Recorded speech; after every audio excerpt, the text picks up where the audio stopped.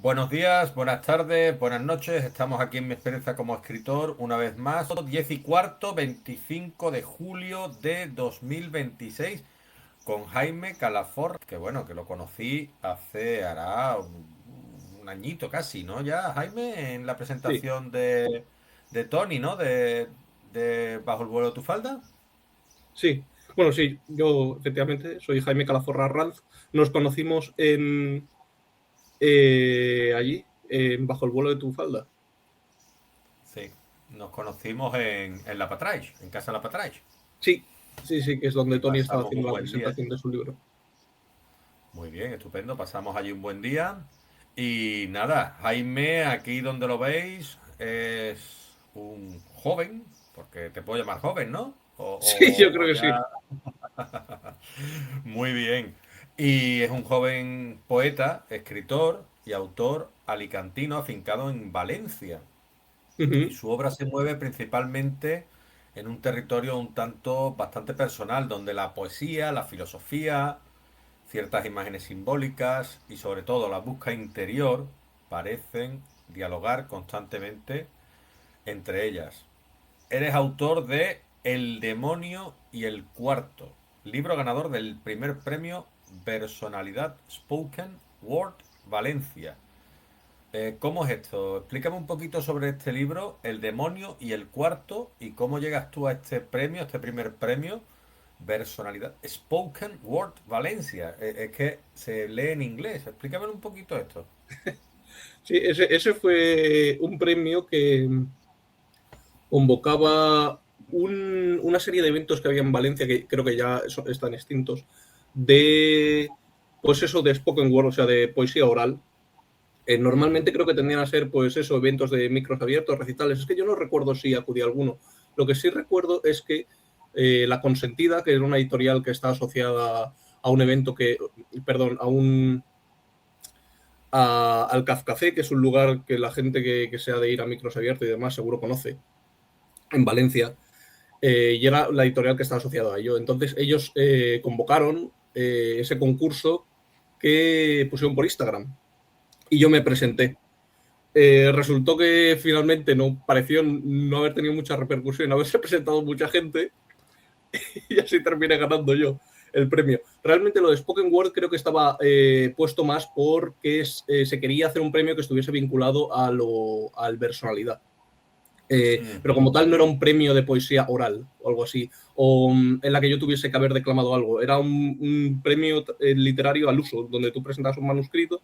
En mi caso yo presenté el poemario y el cuarto, que es un poemario bastante intimista, simbólico de raíces eh, románticas y simbolistas y surrealistas, donde se reflexiona pues, acerca de temas sobre la soledad, principalmente sobre la soledad, sobre el anhelo de forjar vínculos con las otras personas, pero que se ve truncado por la condición personal de uno mismo, y también sobre cierta ambición de querer sobrepasar los propios límites. Por eso el título se llama así, El demonio y el cuarto en el poemario, con las cuatro paredes, simboliza pues como la caja, la frontera, el lugar que contiene al demonio, que representa pues la fuerza más primordial, erótica, vital, que queda encerrada. Y bueno, a O través de sea, unas... pero tiene un carácter muy profundo, ¿no? Por lo que me cuentas, porque ese demonio como que habita en ese cuarto junto a nosotros, ¿no? Nos hablará, entiendo yo, nunca nos sentiremos solos, ¿no? Sí, a través de este poemario inaugura una especie de proyecto literario personal que, bueno, cada vez en las presentaciones lo he venido llamando la poeta idea, de la combinación de poesía e idea.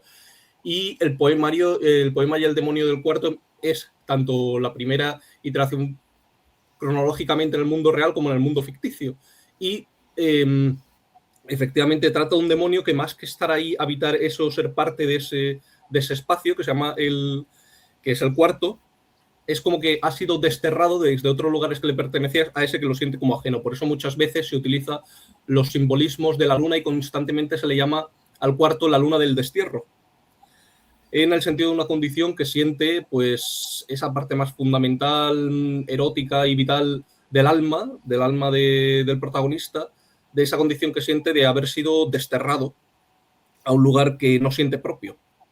Y respecto al cual siente que tiene que liberarse, romper las cadenas e ir más allá. Por eso durante otra parte del libro, hay partes del libro que son realmente melancólicas, románticas, oscuras, y otras tienden a ser más surrealistas y mucho más viscerales. Y incluso gore un poco en que son los poemas que tratan más acerca de la ruptura y del ir más allá, y que reflejan el ansia de este demonio por querer romper las barreras que tiene y propagarse por el mundo. Utilizas palabras muy poderosas, pero yo me voy a ir un poquito más a la esencia, a la soledad. ¿Es necesaria esa soledad para Jaime para poder escribir este tipo de poemas con tanto desarraigo, con tanto arraigo a lo tuyo propio, a tus temas que tú tratas? En el momento ese en el que escribí El demonio y el cuarto, sí que fue estrictamente necesario. Si no hubiese sentido, como era un poema tan personal e íntimo, si no hubiese sentido todo eso, yo no hubiese tenido la materia prima para realmente poder hacerlo. No estaba tampoco en la condición de yo, que es otra cosa que se puede hacer, fingir esas emociones para escribir el libro.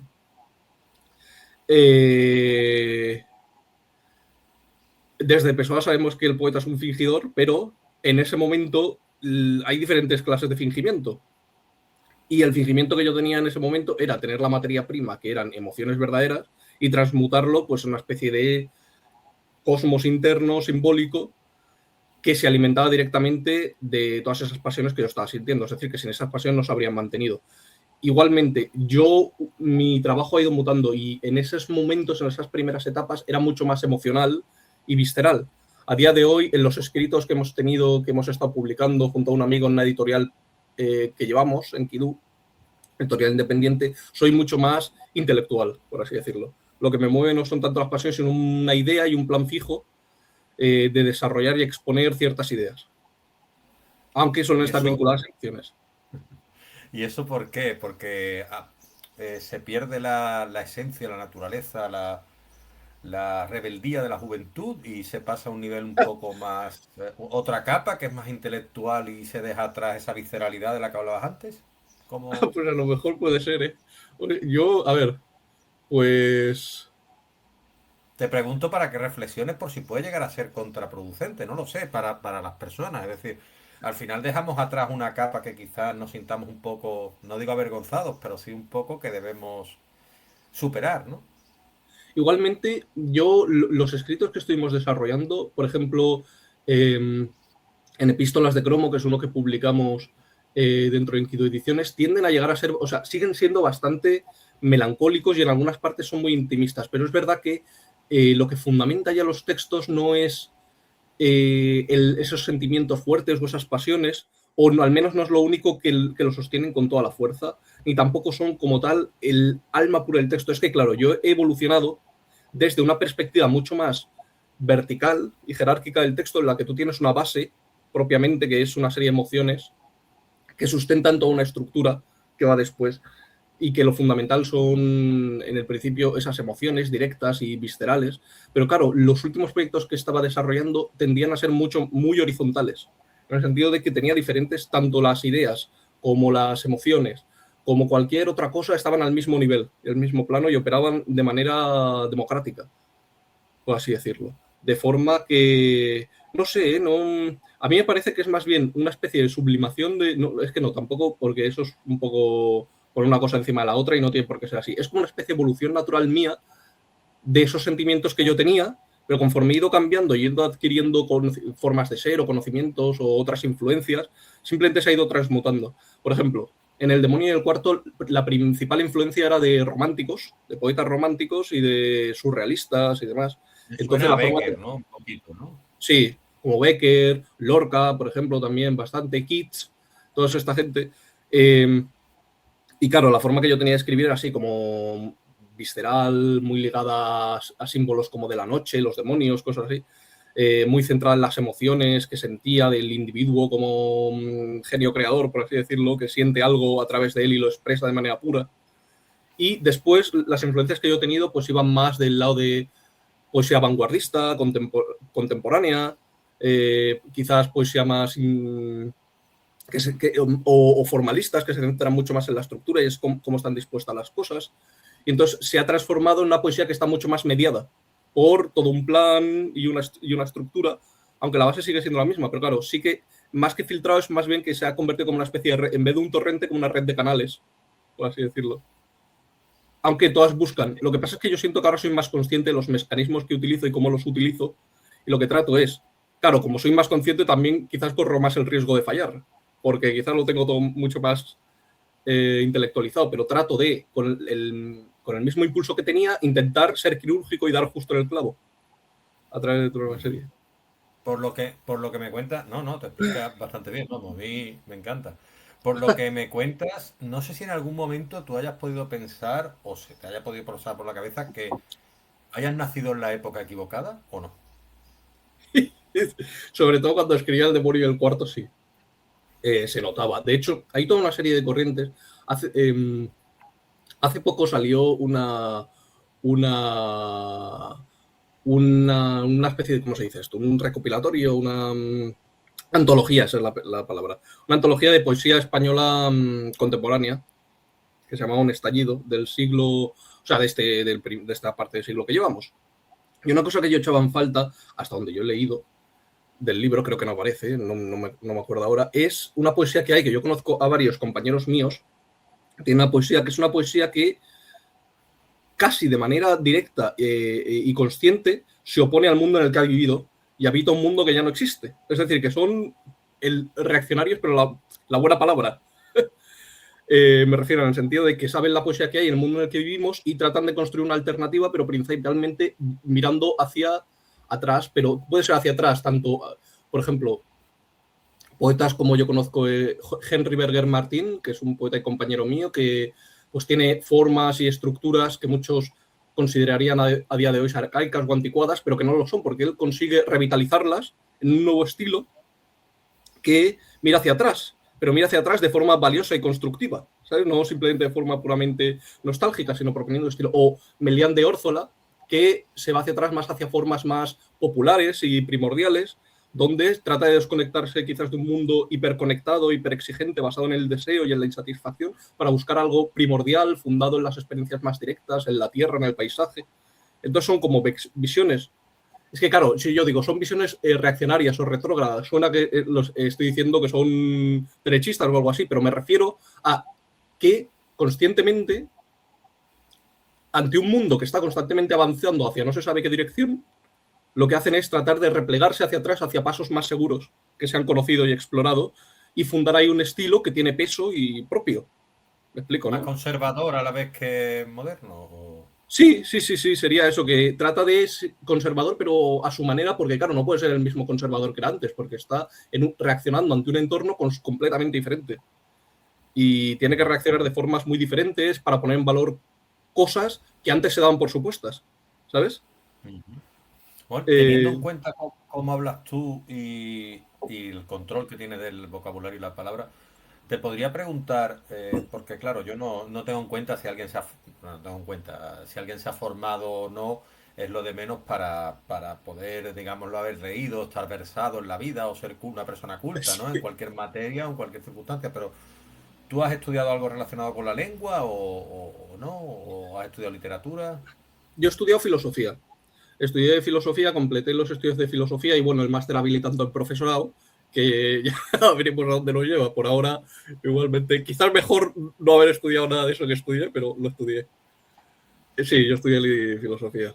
Pero te gusta o no, o sea, te gusta la filosofía y te gusta todo el tema de entrar en Sí, esas capas e ir descubriendo capas, ¿no? Y me gusta la profundizando. filosofía. La universidad menos, pero la filosofía sí. La filosofía sí, siempre me ha gustado. Y la literatura, por supuesto. Yo siempre he sido de gusto muy raros. Me gustan cosas muy eclécticas. Desde la filosofía, a mí me gustaba mucho las matemáticas, por ejemplo, la física. Eso en mis publicaciones más recientes se nota, que son mucho más barrocas y locas, pero sí, la literatura y la filosofía siempre me han gustado mucho, mucho.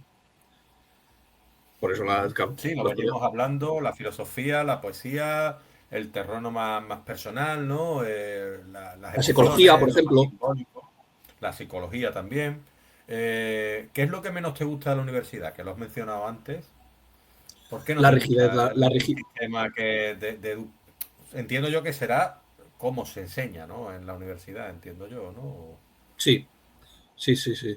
Es sobre todo la rigidez que tiene. Tiene un sistema muy piramidal, jerárquico, muy rígido, de lo que se considera aceptable o no aceptable dentro, por ejemplo, de un trabajo de universidad, donde casi prima más, aunque la materia es importante, es la materia no llega a ser tanto si, primero, si quizás tienes los contactos adecuados, y segundo, si te estás adecuando muy bien a una forma muy específica. Famosamente hay textos, por ejemplo, esto lo decía Ernesto Castro, que uno de los fundadores de la llamada filosofía, bueno, dentro de la filosofía contemporánea hay una corriente que es como más lógica, ¿no? Que se llama la analítica. Uno de sus fundadores se considera un filósofo llamado Wittgenstein. Bueno, pues él decía, él escribía de un modo que las revistas de hoy o la universidad nunca lo hubiese publicado, porque va en contra de todas las normas que a día de hoy tienen. Entonces tienen un estilo, es como una especie de neoescolástica, ¿sabes? Tienen un estilo muy fijo, muy Ujú, fijado, ujú. muy estanco, que busca, claro, estandarizar el conocimiento, que todo sea fácilmente leíble si conoces el formato y, por tanto, supongo que la idea detrás es tratar de democratizarlo al máximo posible.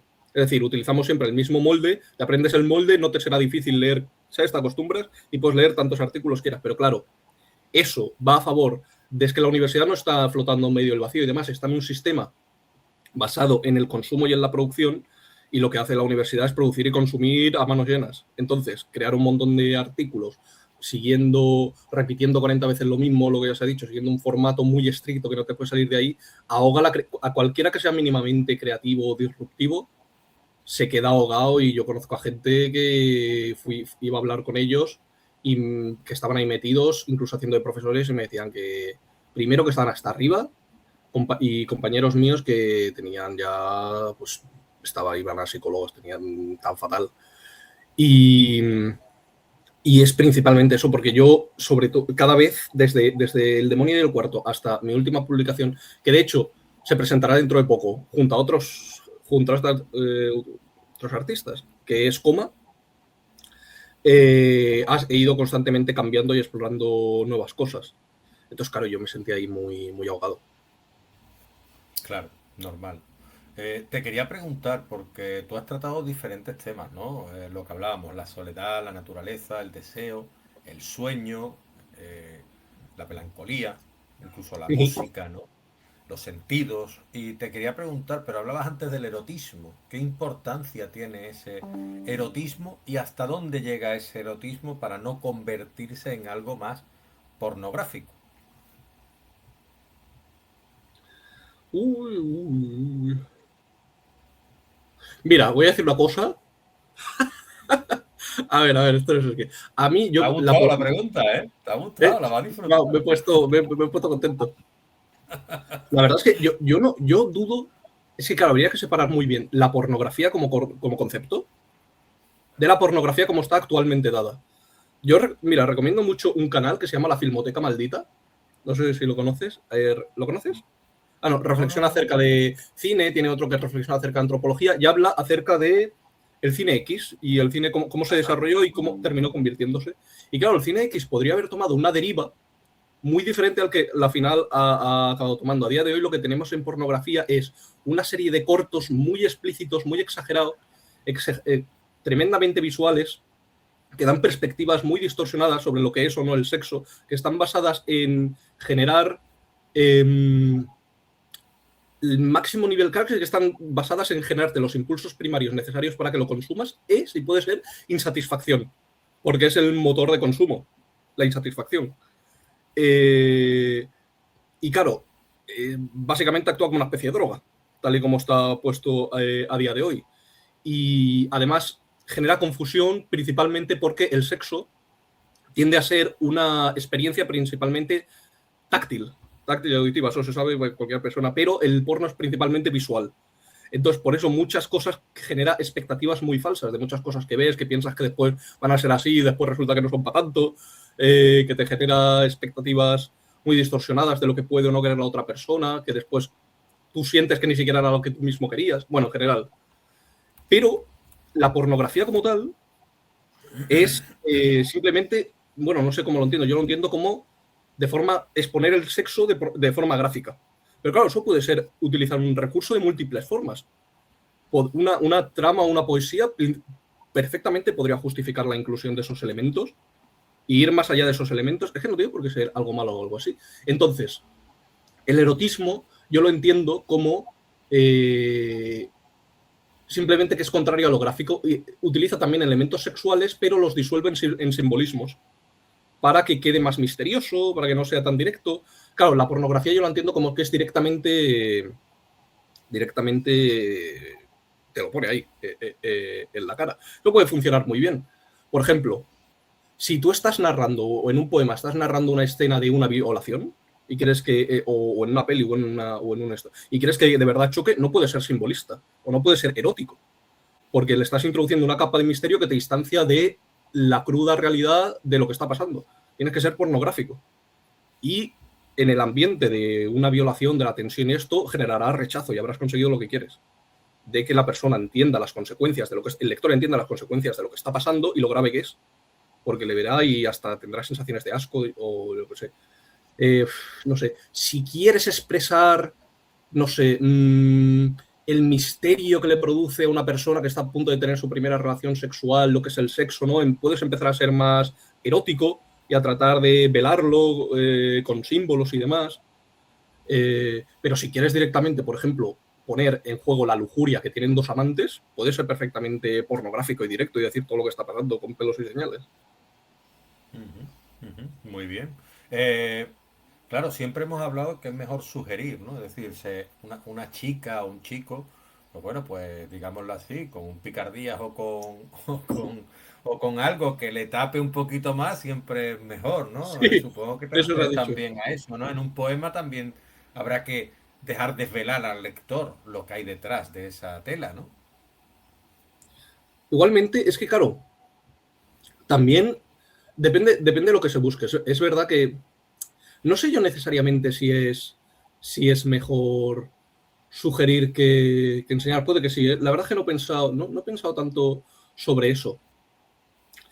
Pero lo que sí que creo que es verdad que igualmente el ser directo y el enseñar las cosas no significa que lo estés diciendo todo.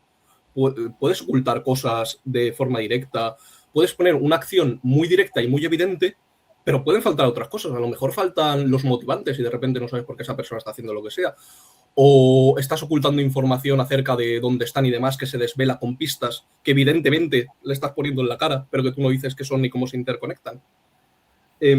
Por ejemplo, en los últimos libros que yo estaba haciendo, por ejemplo, el de coma y demás, no sé si podría enseñar una página para que se entienda de lo que hablo. Sí, háblanos un poquito de ese proyecto, ya que estamos aquí, de Coma también, para Pues ver, mira, para bueno, que nuestros es un espectadores proyecto sepan que, a qué os estáis dedicando.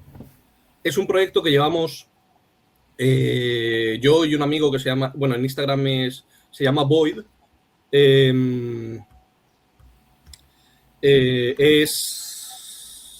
Ay, que se me ha ido. 1951 Void. Esto que es como prefieren que le llamen. 1951.void. En Instagram y llevamos un proyecto que se llama La Productora Enkidu, donde nos dedicamos a publicar pues ensayos híbridos, ¿no? Es decir, bueno, o escritos híbridos, esto es. eh, Formas de escritura que, bueno, obras artísticas que combinan diferentes expresiones del arte. Por ejemplo, intelectuales y demás, yo qué sé, poesía, con narrativa, con fotografía, con diseño. Mira, por ejemplo, una de las que hemos publicado hasta ahora y que será presentada es esta, que se llama Coma. Es un Anda. fanzine. Entonces, para lo que yo decía, por ejemplo, Coma tiene cosas como esta, mira. Lo, tal cual, lo que hice ahí un montón, que es un ejemplo de lo que se llama literatura ergódica, que es literatura donde el esfuerzo no solo está en comprender el mensaje, sino en procesar y leer el mensaje directamente, que está hecho como una especie de rompecabezas y acertijo. Entonces, aquí no estoy siendo nada sutil. Te estoy poniendo directamente un montón de elementos e información en la cara. ¿Sabes? Lo que pasa es que está puesto de tal manera y superpuesto que en sí mismo, de lo evidente que es y de lo que te echa en la cara, pero echándotelo tanto y de tal manera que se convierte en un misterio, ¿sabes? De cómo está superpuesto y todo. Es una manera de hacerlo. Pero bueno, la verdad que yo no he reflexionado ni tengo muy claro. si realmente sería malo como tal ser muy explícito y no guardar cosas al misterio. De hecho, creo que fundaría toda, y seguramente la haya, toda una sensibilidad poética. Claro, porque quizás nosotros nos basamos mucho en la idea del símbolo, tenemos ideas muy numénicas de lo que... Uy, va bien, ¿no? Sí, Tenemos que ideas muy numénicas de lo que es la poesía, es decir, que la poesía es una especie de contenedor de algo sagrado y misterioso que nos trasciende y que a través del símbolo velado solo los iniciados pueden entenderlo. En cierto modo, como si fuese malo que la poesía se entendiese, porque daría acceso a lo divino a la gente que no tiene el conocimiento para manejarlo, para acceder a él. Pero claro, hay otras formas de verlo. Hay formas que podrían ser mucho más directas de la poesía. Por ejemplo, se me ocurre un autoheterónimo de Pessoa, ¿no? Creo que era que escribió El guardador de rebaños y todo esto, creo que era Alberto Cairo, no estoy ahora muy bien.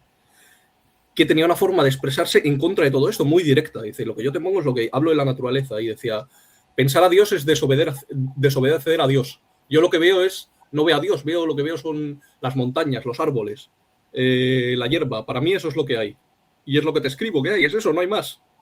Claro, eso en sí mismo ya es muy profundo en reacción a la forma que nosotros tenemos de entender, o el contraste que hay. Pero es una forma perfectamente válida. Y decir, mira, lo divino o lo poético no es una cosa que esté más allá, que tenemos que acceder ante el símbolo, es que está aquí directamente. No hace falta velarte nada, te lo ofrezco. Y es la experiencia me plena y pura. pregunta con respecto a lo que tú estás diciendo, porque me ha parecido muy interesante lo que has dicho de que no se entienda, ¿no? Parece que muchas veces algo que no se entiende es mejor. Es decir, algo que no se entiende, algo que no entiende el público genérico. Yo muchas veces veo que aparecen obras que digo yo, bueno, pues yo debo ser muy torpe y hay unos cuantos que lo entienden a la perfección porque están un nivel superior.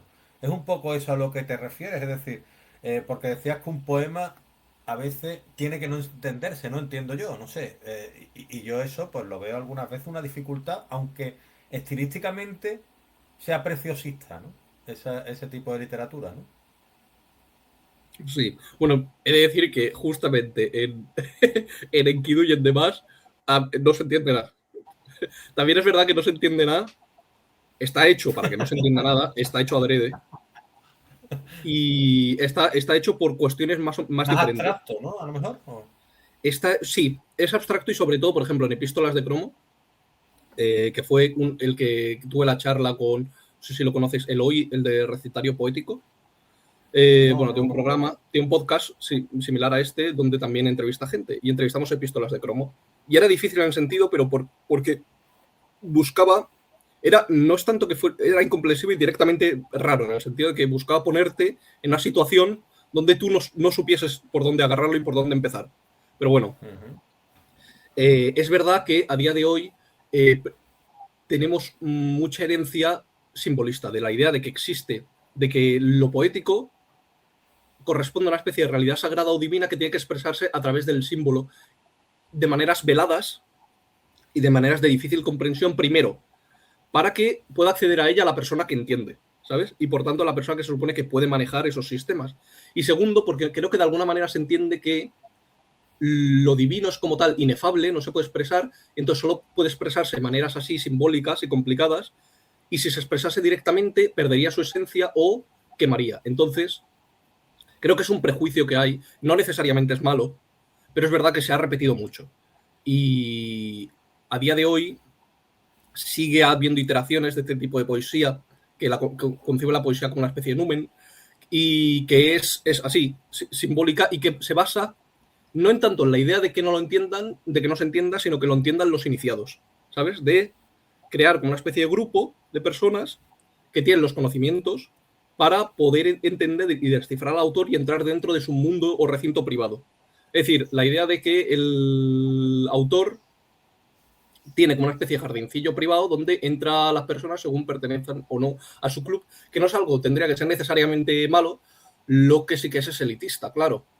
Claro, entonces las cosas que yo hacía con Enkidu y demás, inevitablemente tienen un carácter también, también elitista, mayoritariamente de juego.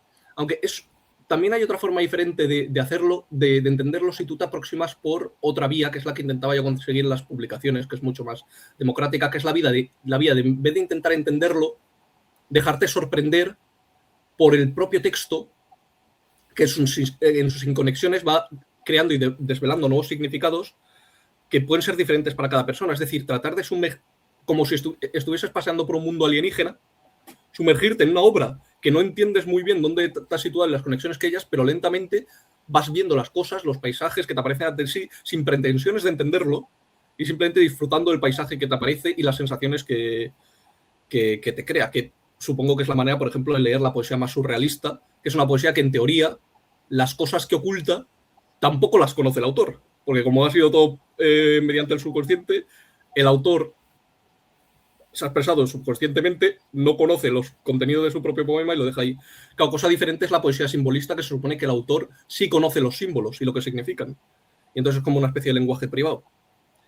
El contraste, la cosa que yo he utilizado en los últimos trabajos, es más bien que yo utilizo elementos simples que son comprensibles por sí mismos, pero están abigarrados de tal manera, formando una especie de caos barroco, que es muy difícil navegar entre ellos, de forma que busca replicar pues, el caos donde a día que vivimos en la realidad virtual, las redes sociales y demás, un caos de elementos simples, pero tan conectados, tan saturados, que generan una sensación de extrañeza brutal y de no saber dónde me he metido, hasta el punto de que se crean cosas rarísimas que son casi símbolos, memes y humor absurdo, relaciones incomprensibles entre cosas, eventos que uno no sabe por dónde coger y que parecen surrealistas hasta el punto que uno se parece que está viviendo dentro de una de estas obras. Uy, cómo me he enrollado.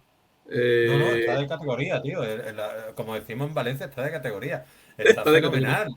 Te enrollas, pero yo me quedo embelesado aquí escuchándote porque has hablado de los círculos, también entiendo yo que los círculos, el círculo de Lovecraft, las generaciones, ¿no? Más o menos también es un tipo de círculo, la generación del Claro. 27, del 98 y demás, que la verdad es que han dado muchísimo a la literatura y culturalmente han ofrecido, porque al final eso se extiende a otras artes, ¿no?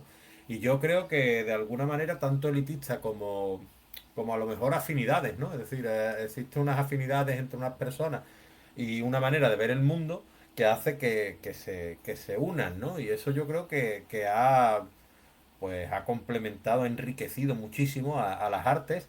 Y yo no sé si tú, porque, claro, tú hablas y hablas de una manera, pues eso, ¿no? No sé si atreverme a decirte, pues, alguna corriente filosófica dentro de lo que es el arte, socrática, o a lo mejor es la que tú te, digamos, te encauzarías un poquito en cuanto a tus pensamientos referentes a la poesía y demás. Ostras, no lo tengo muy claro. A día de hoy, bueno, en realidad, en el libro que, o sea, justamente en Coma, una Ujú, parte de Coma es un ensayo filosófico. ujú. Y ahí sí que empiezo a poner las bases de mis reflexiones acerca de lo que es o no la poesía. Lo que sí que me siento yo un poco más separado es propiamente de que la poesía sea eh, eso, que sea numérica, que sea una especie de contenedor de algo divino externo. No tengo todavía muy claro cuáles serían exactamente mi visión y qué corriente yo seguiría. Pero creo que estaría más cerca de ver la poesía. Es que, claro, esto va a ser muy difuso y muy. Sería más bien ver la poesía como una especie de proceso creativo en la que es una actividad puramente humana,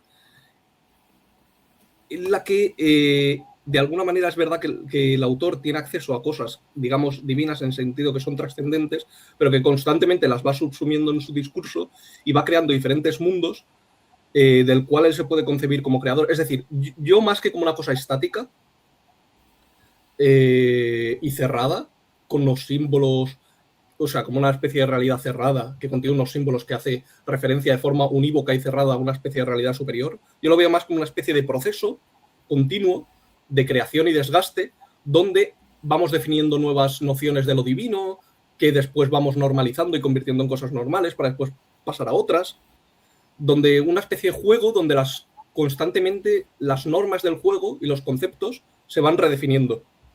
Es decir, más como una Pero especie has de proceso. hablado, has hablado varias veces de lo divino, es decir, ¿tú crees que la poesía está más allá de lo terrenal? Es decir, ¿hay algo o alguien que nos habla, que nos dice, y a través del pensamiento somos capaces nosotros de canalizarlo y expresarlo sobre el papel.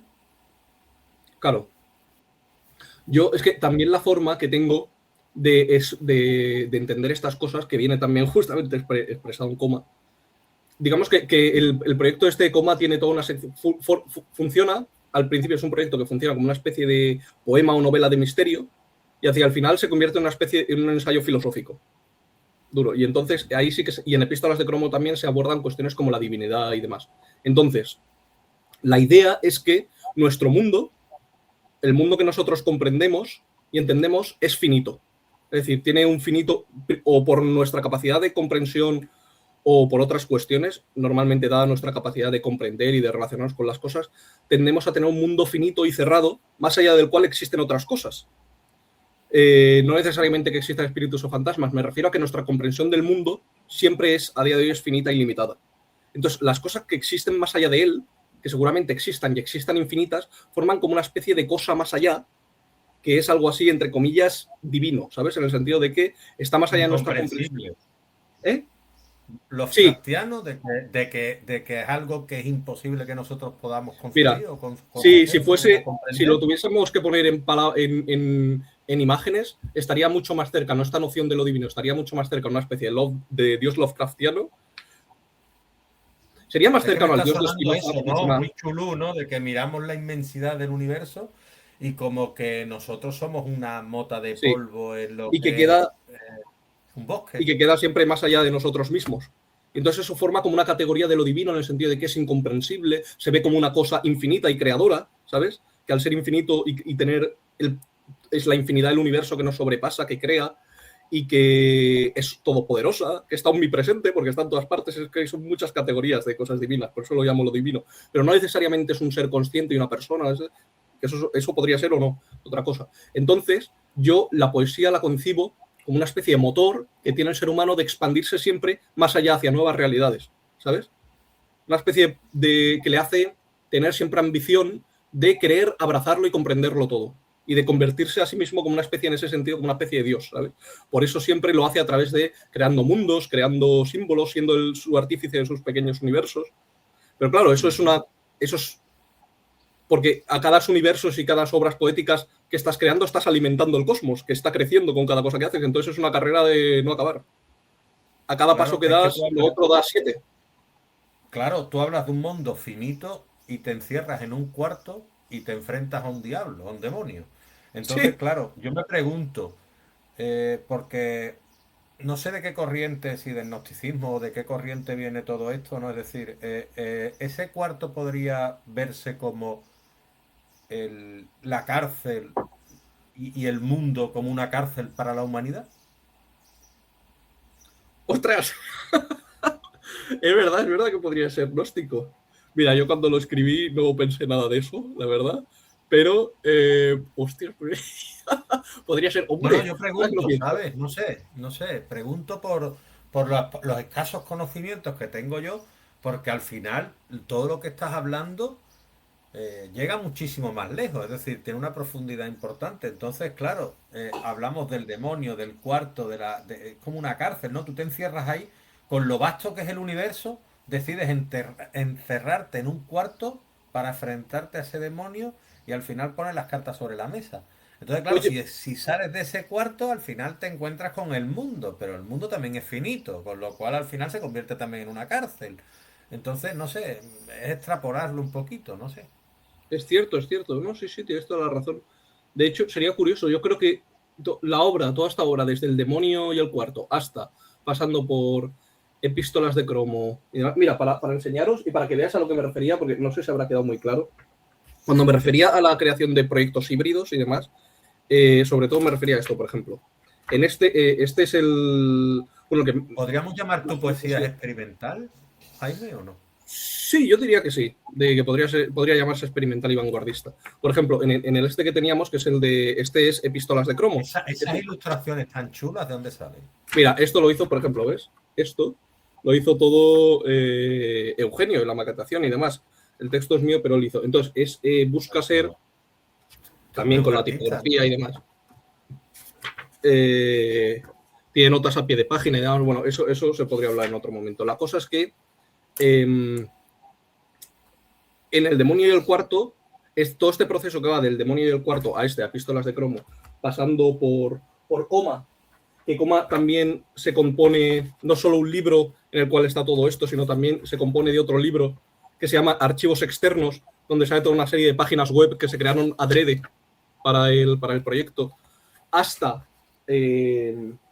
bueno, eso, desde Epístolas de Cromo hasta Coma, empezando por El demonio y el cuarto. Yo creo que es muy interesante verlo, como tú has dicho, porque es verdad que cumple esa narrativa. Empieza siendo una persona que está encerrada en su cuarto, digamos, como ese mundo infinito, esa frontera, lo traspasa y se encuentra con el caos, por ejemplo, de Coma o de Epístolas de Cromo, que es un caos tremendo, infinito, de pluralidades y demás que se superponen.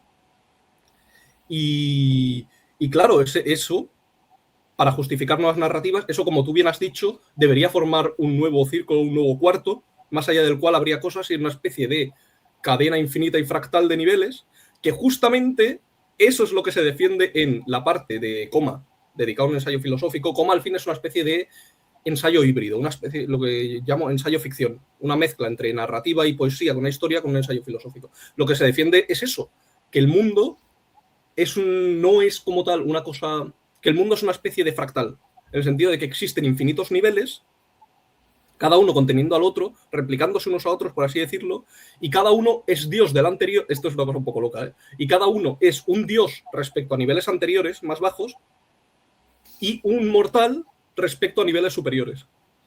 Es decir, yo soy muy rolero. Podría ser una manera de ver que yo soy un personaje de un jugador y ese jugador es un personaje de otro jugador. Eso es. Por Claro, llamarlo de alguna manera, ¿sabes? sería curioso porque sería así una relación simétrica, crearía una especie de simetría en el momento en que tú preguntarías, estarías ahí y dice, pregunta, y tú le preguntarías a esa gente, ¿existe Dios? Y entonces ellos te dirían, bueno, depende. Si yo soy el jugador, yo soy el Dios para el personaje ese. Pero yo Claro. tengo otro Dios que me está controlando a mí, que a su vez tiene otro Dios, y entonces sería como una especie de cadena de dioses o Sí, de es como eventos un mortales. multiverso jerárquico, Y ¿no? Hasta que que al llegaríamos fin, al infinito. claro, y al final quedaría pues las preguntas de claro, qué existe más allá de esta cadena de niveles. Y lo que se acaba respondiendo es que lo que existe es puramente lo que escapa más allá. O sea, esta continua expansividad de niveles, que donde tú quieras siempre habrá un nivel más, y lo que existe fuera es más niveles y más niveles, y así es como una especie de Big Bang, donde tú lo ves y en cualquier punto que te pones lo que hay es expansión por todos los lados, y no escapas nunca de ahí. Y es una locura tremenda. Hablas de tus obras y, bueno, también hablas de que, bueno, esto es un poco loco, esto es tal, y me parece muy a la vez de muy emocional, muy, ¿cómo te diría? Eh, es acogedor, ¿no? Pero, sin embargo, ¿tú te has sentido en algún momento incomprendido por esta manera que tienes tú de ver el mundo? Sí, sí, sí, sí. Pero también yo le he puesto muchas barreras. Es decir, quizás me he atrincherado un poco en la incomprensión, porque, claro, el juego que yo he buscado a través de estas filosofías un poco radicales, a través de estas formas de disponer el texto, a través de esta poesía más experimental y visual e híbrida, es la sensación de extrañeza. Es decir, la sensación de crear una especie de mundo paralelo y alienígena. Eso se ve mucho en Epístolas de Cromo, como antes os enseñé, que va de eso. Epístolas de Cromo va directamente, se llama así Epístolas de Cromo, porque directamente intenta emular una especie de carta que se ha encontrado de un futuro, no, ni siquiera de un futuro, de un lugar que está más allá del tiempo y el espacio, ¿sabes? Que existió en otra realidad, que ni siquiera tiene sentido hablar en términos de presente o futuro porque es otra cosa. Y por eso aparecen todas estas cosas y demás, todos estos monigotes, todas estas... Y lo que se buscaba crear, y también en Coma de forma radical, que es una radicalización de Epístolas de Cromo, es la sensación de extrañeza y de algo alienígena. Que eso está también vinculado a corrientes contemporáneas, filosóficas y estéticas, como las del CCRU, que intentan buscar estas simbiosis. También es mucho Lovecraftiano, en el sentido de tratar de buscar y de crear esa sensación de extrañeza, de estar ante algo vasto, incomprensible, alienígena. También vinculado a sensaciones que buscan, por ejemplo, videojuegos tipo Dark Souls o Bloodborne.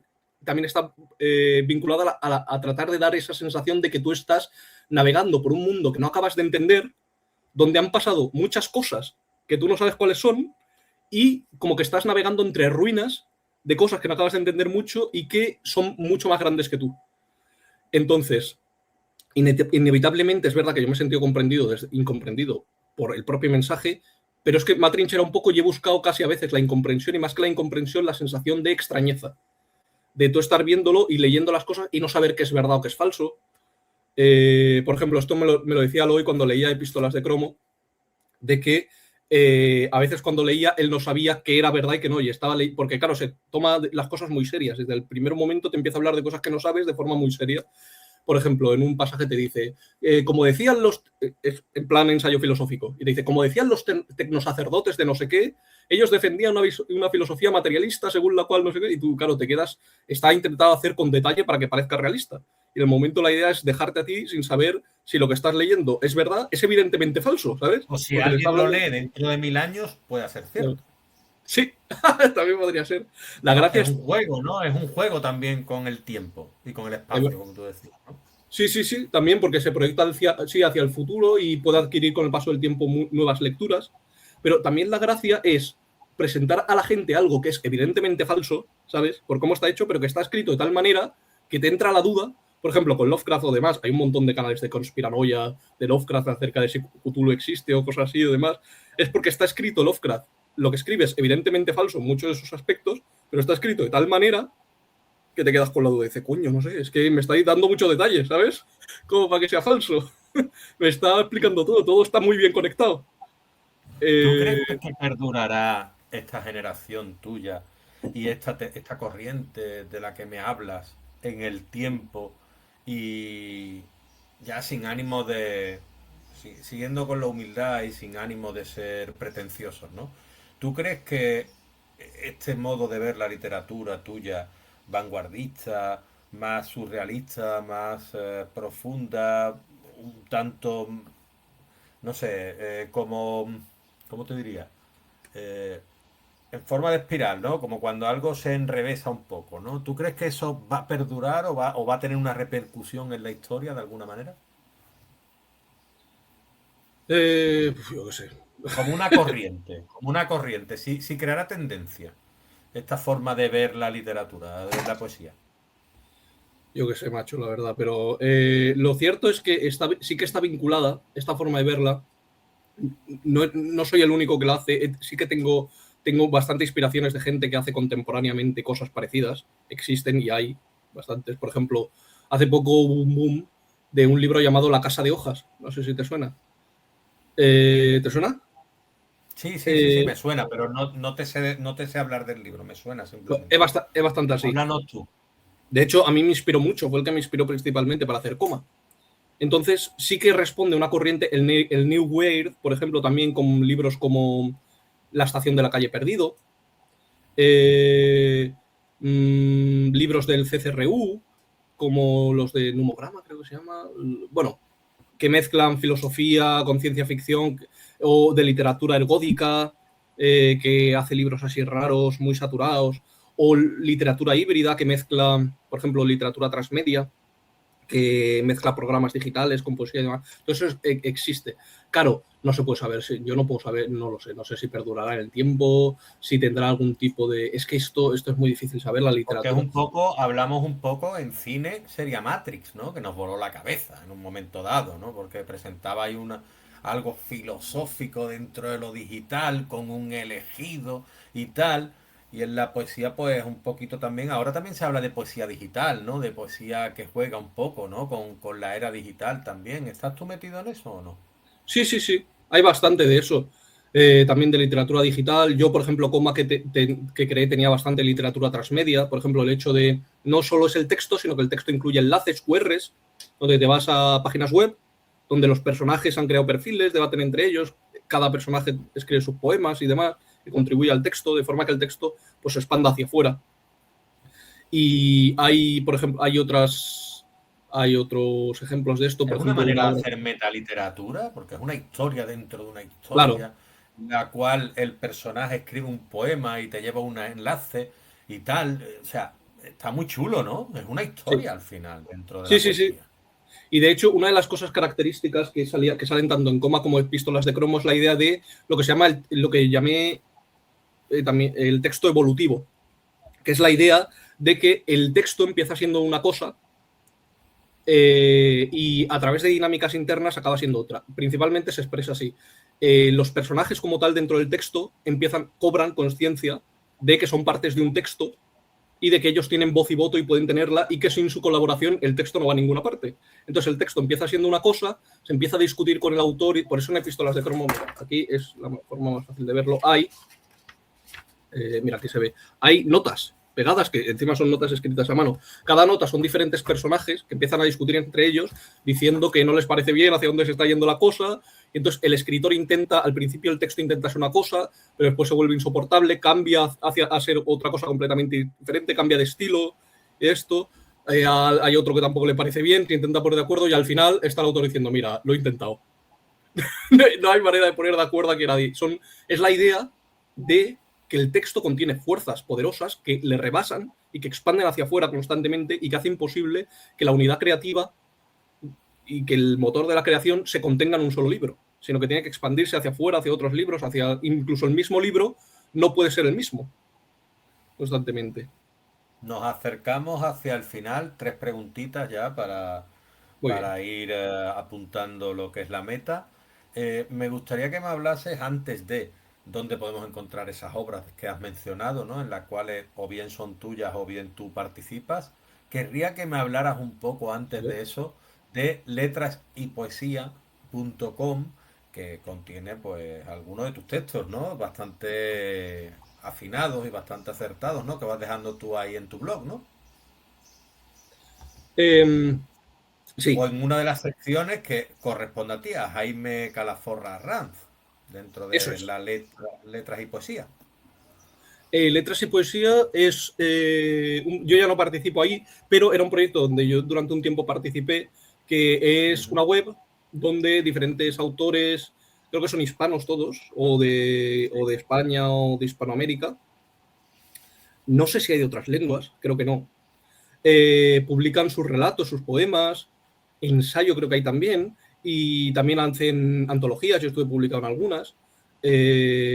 Creo que también hacen videocuentos y videopoemas donde puedes participar. Y yo creo que en general es un buen lugar para aquel que se esté iniciando, incluso aquel que tenga una trayectoria sólida, si lo quiere, para o empezar a darse a conocer y compartir su trabajo con otros, o yo es lo que más recomiendo porque es que está bien buscar la aprobación externa y demás, pero creo que es una lucha bastante incierta, a no ser que seas una persona con mucha energía y mucha ambición. Yo, sobre todo, como lo recomendaría es enfocarlo, es que es un lugar donde puedes conocer a gente, formar comunidad y donde encima tienes un motivante para escribir, porque normalmente te piden que publiques cada tanto, ¿no? Creo recordar. No sé cómo será ahora. Sí, sí, sí. Y yo creo que está muy chula, está bien hecha. Y si alguien quiere esto, además, al menos cuando yo participé eran bastante abiertos a aceptar gente nueva. No sé si será ahora que a lo mejor han crecido mucho y tienen mucha demanda, no lo sé. Cuando yo entré, no. Y eso es verdad que ahí tengo diferentes poemas, son poemas ya algo más antiguos. Algunos de los últimos se parecen tienen bastante similitud con mi estilo actual. Otros se parecen mucho más al Demonio del Cuarto, pero además de a mí hay otra gente como Antonio Ríos o Marianela Garrido, creo que se llama, y gente que está guay, que puede leer la poesía. El escritor, Jaime, el escritor se echa un poquito de menos hablando de esto de lo que tú has dicho. Es decir, dice que vuelves a tus inicios ahora en tus poemas. ¿Te echabas un poco de menos esos inicios más viscerales o más de esa juventud un poquito más rebelde, que tú escribías un poquito más desde dentro y no desde tanto la intelectualidad o la formación? ¿O no?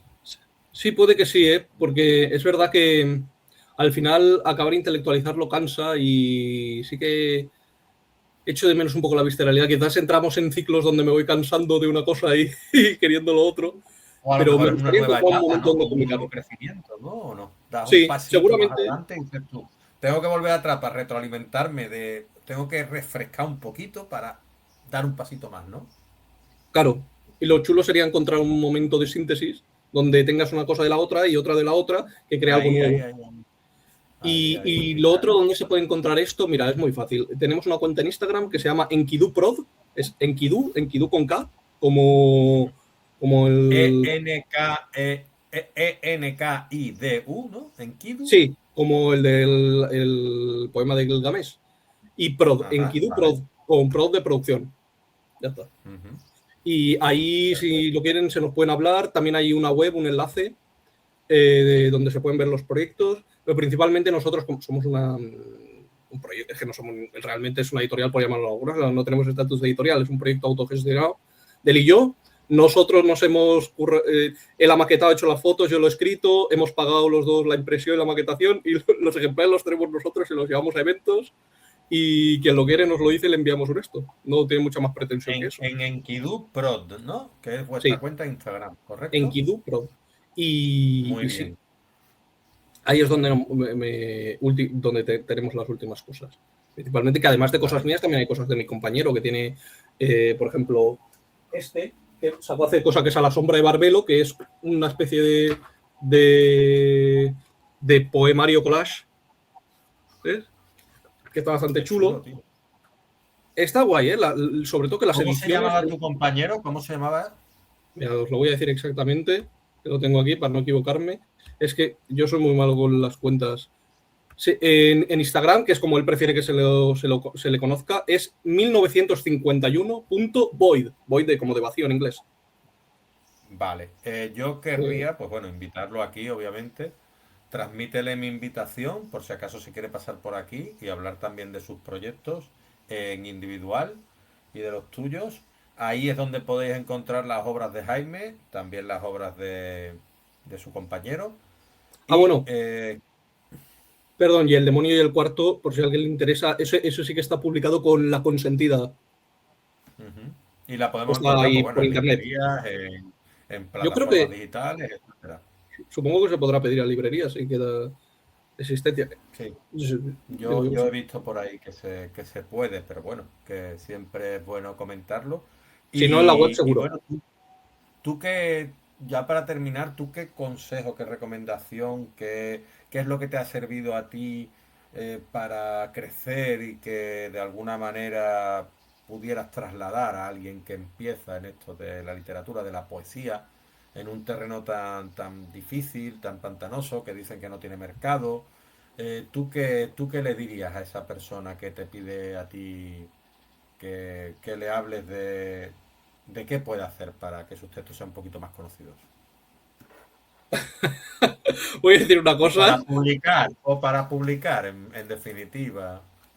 para Si se publicar. atreve, si no se atreve, porque sea un poquito más timorato o lo que sea, y te dice, es que a mí me da vergüenza, es que tal, tú qué le recomendarías?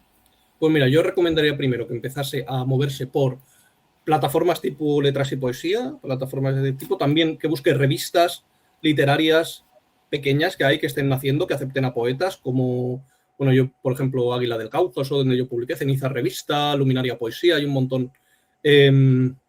Las más grandes tienen mucho volumen, suelen tener un estilo cerrado, van a acoger a gente o que conozcan bien cómo escriben o que sepan que tienen un estilo que les gusta mucho y que cuadre muy bien con su estilo propio.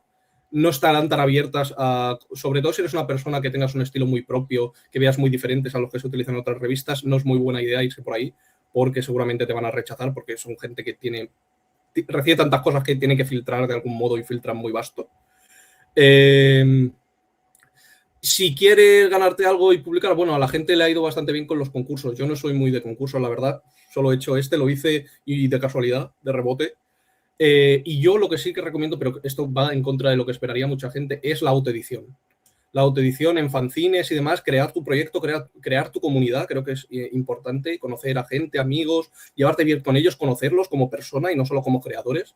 No somos máquinas de promoción los unos de los otros, somos personas como con inquietudes, eh, con deseos, con anhelos, que todos queremos escribir y ser leídos y yo creo que es un error divorciar el leer a otros del proceso de crear y el leer también como puente de conocer a otro, conocer a la persona, cuáles son sus inquietudes, para tu grupo y creo que esto es importante. Bueno, se puede publicar también en editorial, hay mucha gente que le hace ilusión. Yo creo que es bueno publicar en editorial tradicional para darte cuenta que no es para tanto. Y entonces seguir por otro lado. Y así te quitas el fantasma de encima de, ay, tendría que haber publicado, no sé qué. No te va a cambiar nada, ¿eh? Incluso ir a una feria, el libro, lo que sea, sea, te olvidas al día siguiente.